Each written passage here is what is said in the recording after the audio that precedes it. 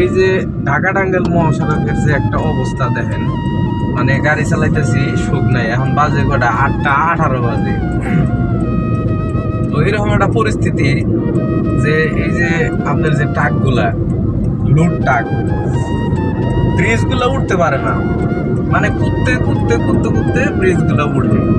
আবার দেখা গেছে যে একটা ট্রাক রাস্তায় নষ্ট হয়ে থাকে, ওটা তাৎক্ষণিকভাবে সরানোর মতো কোনো পরিস্থিতি থাকে না, ওইটার কারণেও কিন্তু অনেক সময় যানজট লেগে যায়।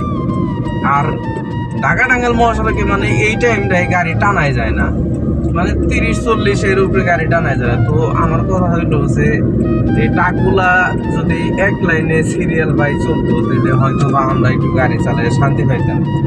দেশের বাইরে যেরকম যে এই মানুষ যেগুলা দ্রুত গতির গাড়ি ওইগুলা এক লাইনে, আর যেগুলা ধীর গতির গাড়ি ওইগুলা হলো আরেক লাইনে। কিন্তু আমাদের বাংলাদেশে এরকম কোনো সিস্টেম নাই, এটা সব উল্টা পাল্টা। যার যা মনে চায়, যার যেমনি মনে চাইতেছে সে সেমনি মনে করেন যে রাস্তা দিয়ে যায়। তো তার কারণেই অনেক সময়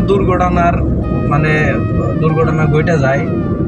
আসলে ওইটা কিছু করার নাই, কারণ সিস্টেমই এটা, আমাদের মানতে হইব যে সিস্টেম এটা, এইভাবেই চলতে হইব। আর মাঝে মধ্যে রাস্তাঘাট অনেক ভেঙে গেছে, রাস্তার সংস্কারের কাজ এগুলা হইতেছে না, আরো সমস্যা। তো যাই হোক, সবাই ভালো থাকবেন, আর রাস্তাঘাটে সবাই সাবধানে থাকবেন, সাবধানে চলাফেরা করবেন।